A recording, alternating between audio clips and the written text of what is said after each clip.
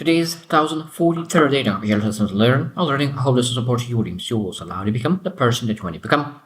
Today, speak about really when do you know when you did your best? When did you know that your effort was the maximum that you can do?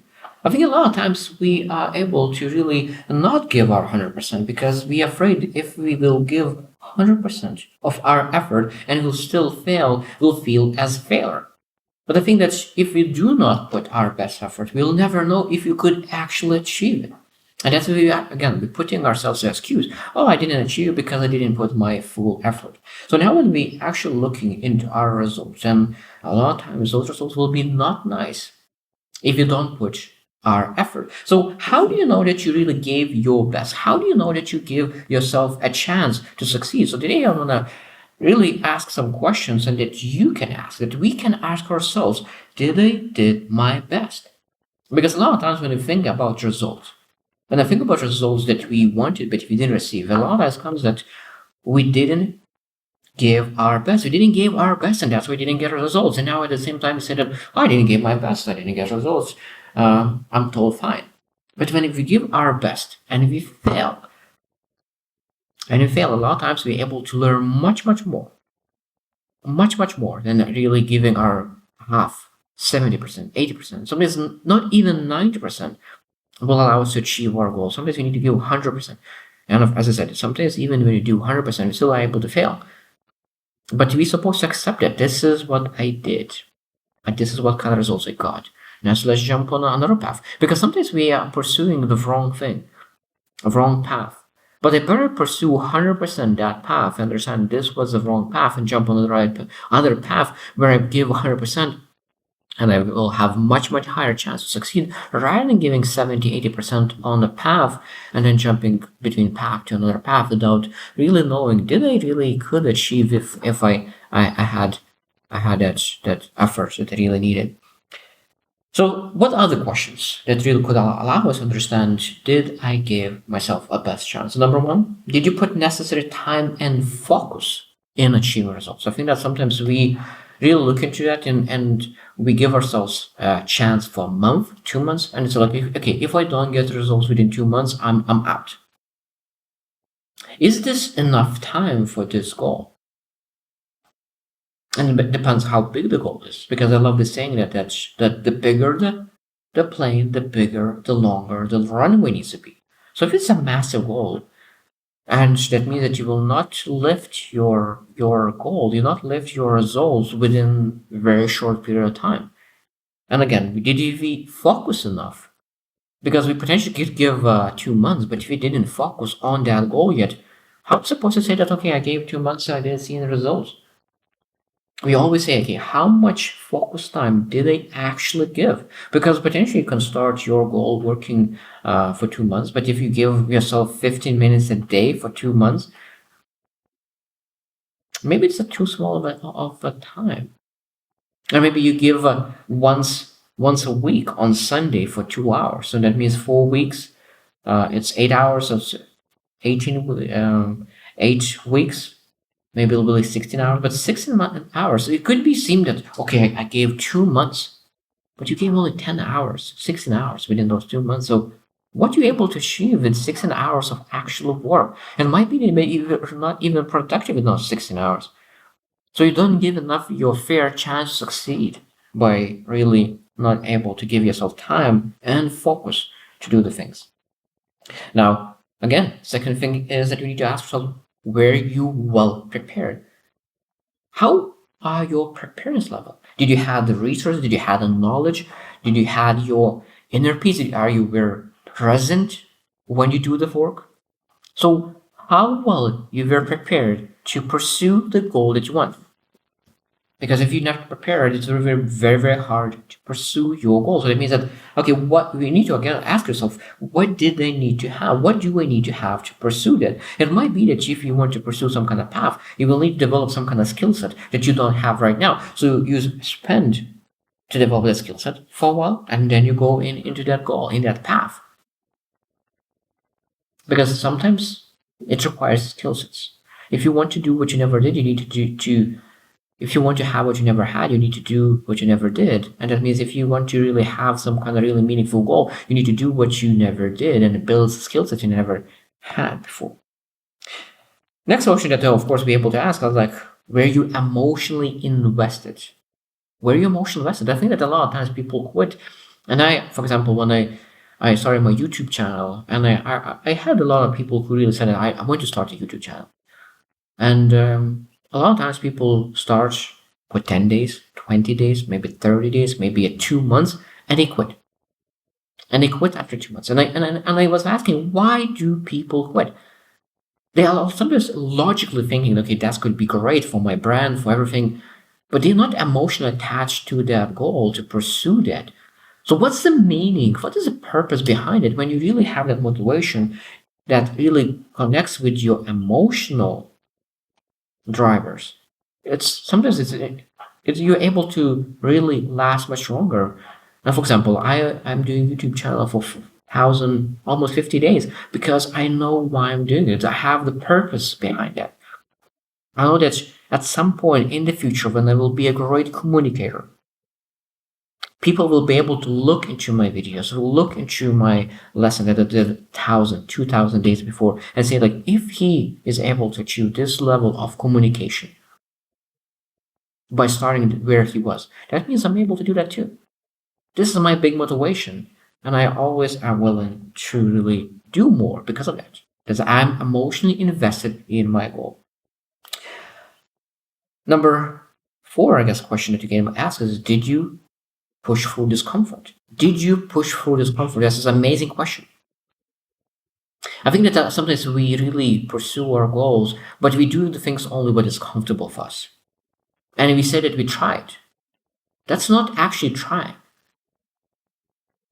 Just almost like walking with one leg, jumping on one leg. We need to really step one step, second step, one step, second step. That means we need to step in with both legs to move forward. And how to do that is really doing what's comfortable and what's not uncomfortable. What's comfortable, what's not comfortable. And we actually do that.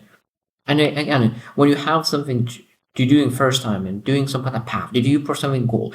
Your goal, if your goal doesn't require you to do something that is uncomfortable, that means it's too small of a goal. It means at least a little bit needs to be uncomfortable. It might be just you have a massive goal and you break down that massive goal to smaller goals, and every single goal must be the goal that really makes you a little bit comfortable. And ask yourself, did you push through that discomfort? It might be that you want to quit because you're not willing to push through that discomfort. That's a really, really very powerful question. Did you push through your discomfort? Number 5 question is that you can ask is, did you learn and grow from the experience? And again, this is when we put a lot of effort, we ask ourselves, okay, what did I learn from that effort?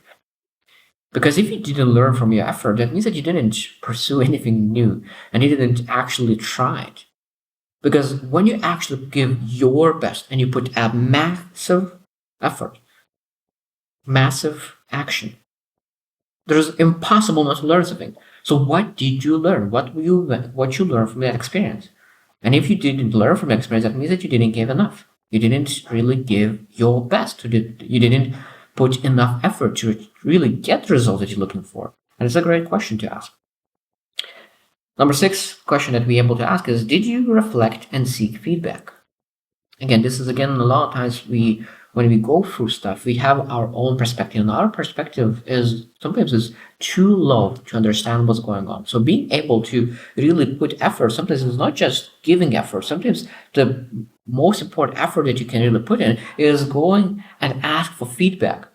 That's again, this question is, did you do what is this uncomfortable? Because sometimes going and ask for feedback and say, this is what I'm failing at. Could you give me feedback how to overcome? This is again an amazing thing to really understand. Did you do your best? Because if you didn't ask for feedback, that means that you failed. You failed to do your best. Because if you're looking to really doing your best and putting the most effort, feedback is essential. Mentorship, coaching, teaching is essential to really get the best results. And when you reflect on that, if you didn't seek feedback, that means you didn't give your best. Number 9 is, did you leave anything undone? As again, that means when you look into your effort and you didn't get results, look into, okay, did you do everything what's needed to be done? Like, let's look into the list. Maybe something left undone. Maybe something that you, and again, a lot of times that comes again with in the same sense of mentorship. Because a lot of times when you get the feedback, you understand that you missed something because every single person, including me, everyone has blind spots. So those blind spots sometimes is not allowing us to achieve results. So that means that blind spots, it might be that you left something that you needed to do, but you didn't know that you need to do. And of course, even though that you put so much effort on the things that you did, because you didn't do what you needed to do, you didn't get results that you wanted. I hope that you understand that sometimes what you don't do is just stopping you from achieving your results. And sometimes you just don't know what you didn't do that was essential for your success. And that's why like feedback is very, very important. Number 10 is that it is a great question is, are you at peace with the effort?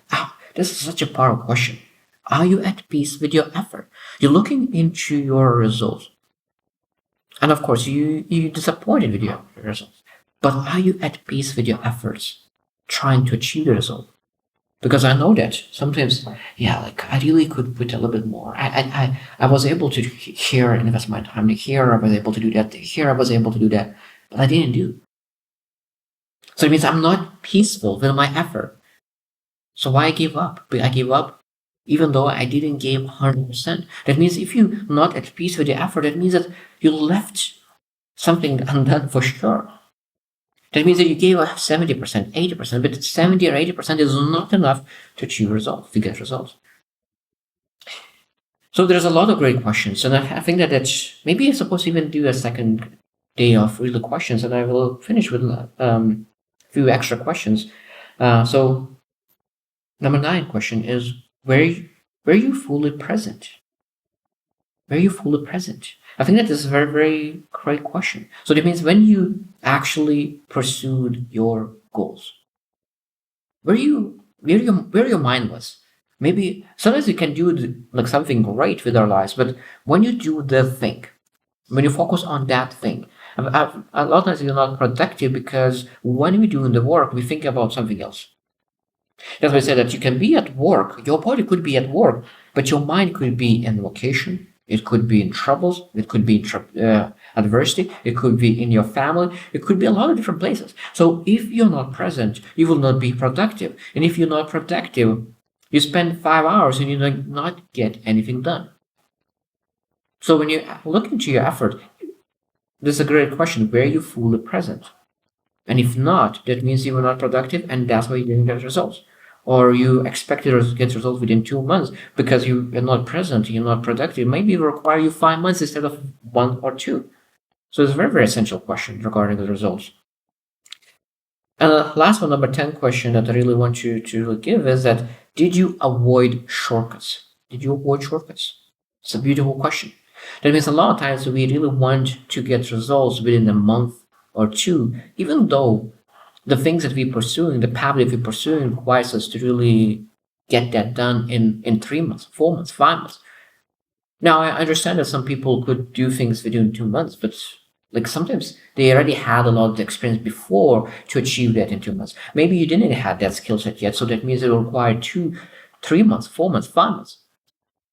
So being able to really put right expectations, because if you have expectations due within 2 months instead of 5 months, but actually that is not possible to do that, sometimes we look for shortcuts, and shortcuts doesn't lead to long-term success. And that means that, okay, did I try to do shortcuts? And when you find yourself, okay, this is where I try to do shortcut, this is where I try to do shortcut, this is what I try to do shortcut, and really those shortcuts potentially could slow you down.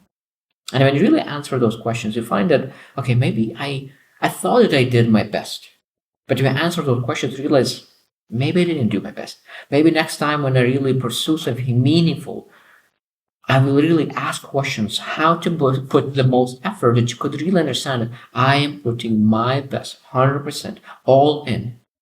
Because I always see that people who are all in, They get more resources from people. People get inspired with them, and it's much easier to achieve things because you have a different attitude. You carry yourself differently. You have more courage, much more confidence because you know that this is the thing that you do, and nothing can stop you.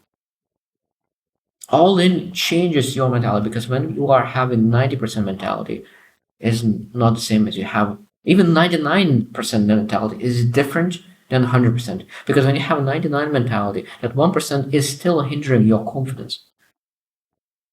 That 1% will hinder your confidence and will not get results as fast as it could be with 100%.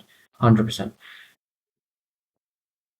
I really love this saying that sometimes that 1% will allow you to get 100% results. That 1% could allow you to get 100%. And if you miss that 1%, and that 1% could fall into the shortcuts. So I hope you should reflect as well. When was the last time you really put a lot of efforts of it and you didn't get results? And if you gave up, okay, look into it as well. Did I really actually give full effort? And it might be you'll find that like myself, I find that I didn't give sometimes to the things that I wanted to achieve, didn't give my full attention, didn't give my full effort. And that's is something that's relieving because you know that if you really give your best next time and you learn the way how to go all in, you will have different kind of results. So I hope you choose to win and see you tomorrow.